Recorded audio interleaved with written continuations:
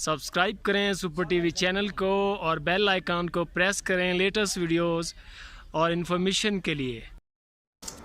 अस्सलाम वालेकुम दोस्तों, की हाल चाल है। मैं थोड़ा मेज़बान मोहम्मद शाह है। तुसी देख रहे हो अपना यूट्यूब चैनल सुपर टीवी। तो ਜਿਹੜੇ ਵੀਰ ਆਪਣੇ ਚੈਨਲ ਤੇ ਨਵੇਂ ਆਏ ਆ ਜਿਨ੍ਹਾਂ ਦੇ ਕੋਲ ਸਬਸਕ੍ਰਾਈਬ ਦਾ ਬਟਨ ਜਿਹੜਾ ਰੈੱਡ ਕਲਰ ਦਾ ਆ ਰਿਹਾ, ਉਹਨਾਂ ਵਾਸਤੇ ਗੁਜ਼ਾਰਿਸ਼ ਹੈ ਕਿ ਜਿਹੜਾ ਚੈਨਲ ਨੂੰ ਸਬਸਕ੍ਰਾਈਬ ਕਰ ਲੈਣ, ਬੜੀ ਮਿਹਰਬਾਨੀ। ਤੇ ਨਾਲ ਬੈਲ ਆ ਜਾਏਗੀ, ਬੈਲ ਆਈਕਨ ਨੂੰ ਪ੍ਰੈਸ ਕਰੋ, ਜਿੱਥੇ ਦੋ ਉੱਪਰ ਪਰ ਆ ਜਾਣ ਉੱਥੇ ਸਟੇ ਕਰੋ, फिर चैनल के परमानेंट मैंबर बन जाओगे। और ये सारा मरहला फ्री हैगा, कोई खर्चा नहीं हैगा। तो लाइक करने ते भी कोई खर्चा नहीं होता।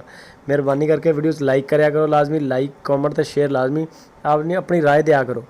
एक लैटर बॉक्स है कंपनी ने बनाया, कॉमेंट बॉक्स जोड़ा उत्थे आके अपनी राय लाजमी दिया करो। तो दोस्तों फार सेल वास्ते बाबा जी गॉड फार्म तो असी बकरियां लाई दियाँ मोस्टली ज़्यादातर। तो जिदा जिदा सेल हो रही जड़ियाँ ज़्यादा ढेरियाँ सेल हो रही उन्होंने वीडियोज़ बना रहे हैं। ਜਿਹੜੇ ਇੱਕ ਇੱਕ ਦੋ ਦੋ ਜਾਨਵਰ ਜਾ ਰਿਹਾ ਉਹਨਾਂ ਦੀ ਵੀਡੀਓਜ਼ ਨਹੀਂ ਬਣਾਈ ਦੀਆਂ। ਤੇ ਇਹ ਮਾਲ ਜਾ ਰਿਹਾ ਸਾਡਾ ਅਲੀ ਰਜ਼ਾ ਭਾਈ ਦੇ ਕੋਲ, ਸੁੰਦਰ ਸਟਾਪ ਲਾਹੌਰ। ਇਹਨਾਂ ਨੇ ਸਾਡੇ ਕੋਲੋਂ 12 ਬੱਕਰੀਆਂ ਖਰੀਦੀਆਂ ਮੱਖੀ ਚੀਨੀ ਦੀਆਂ ਬਾਬਾ ਜੀ ਗੋਡ ਫਾਰਮ ਤੋਂ। ਪੂਰੀ ਦੀ ਪੂਰੀ ਲਾੜ ਦੀ ਡੀਲ ਮਾਰੀ ਸੀ ਇਹਨਾਂ ਨੇ। ਤੇ ਅਸੀਂ ਫਿਰ ਸਪੈਸ਼ਲ ਗੱਡੀ ਕਰਵਾ ਕੇ ਇੱਥੋਂ ਮਾਲ ਭੇਜਿਆ ਲਾਹੌਰ ਸੁੰਦਰ ਸਟਾਪ ਦਾ।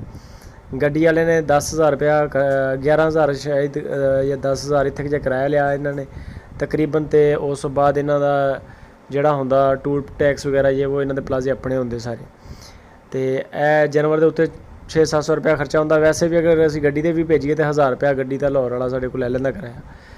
ਕਾਰਗੋ ਦਾ ਖਰਚਾ ਜਿਹੜਾ ਹੁੰਦਾ ਹੈ ਜਿਹੜੀ ਪਾਰਟੀ ਮਾਲ ਖਰੀਦੇਗੀ ਉਹਦਾ ਹੁੰਦਾ। ਇਹ ਮਾਸ਼ਾਅੱਲਾ ਕੁਆਲਿਟੀਆਂ ਚੈੱਕ ਕਰੋ, ਚੀਜ਼ਾਂ ਚੈੱਕ ਕਰੋ।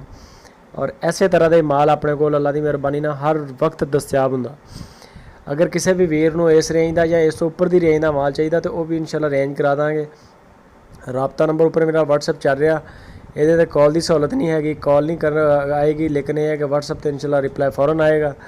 तो जे अगर किसी वीर नूं मक्खी चीनी बकरियां बकरे इस तो वड्डी रेंज वाले चाहिए होण तो साडे नाल राबता करो। इंशाल्लाह असी कोशिश करांगे कि असी ना पूरे मुल्क दे विच इहदी डिलीवरी की सहूलत बनाईए और हर रेंज हर तरह का माल असी यानी कि जिहड़ा सप्लाई करवाईए।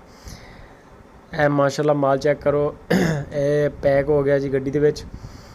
ਇਹਨੂੰ ਹੁਣ ਉੱਪਰੋਂ ਚਾਦਰ ਪਾ ਕੇ ਤਾਂ ਕਿ ਜ਼ਿਆਦਾ ਹਵਾ ਨਾ ਪਵੇ ਜਾਂ ਕੋਈ ਜਾਨਵਰ ਛਾਲ ਮਾਰ ਕੇ ਬਾਹਰ ਨਾ ਆ ਜਾਵੇ, ਸੱਟ ਨਾ ਲੱਗੇ ਕਿਸੇ ਦੇ ਵੀ। ਆਪ ਦੇ ਵੱਲੋਂ ਪੂਰੀ ਇਹਤਿਆਤ ਕਰਕੇ, ਬਾਕੀ ਅੱਲਾ ਪਾਕ ਦੇ ਰੰਗ ਹੁੰਦੇ ਆ, ਅੱਲਾ ਦੀ ਸਪੁਰਦ ਕਰ ਦਈਦਾ ਜਦੋਂ ਮਾਲ ਇੱਥੋਂ ਤੋਰੀਦਾ।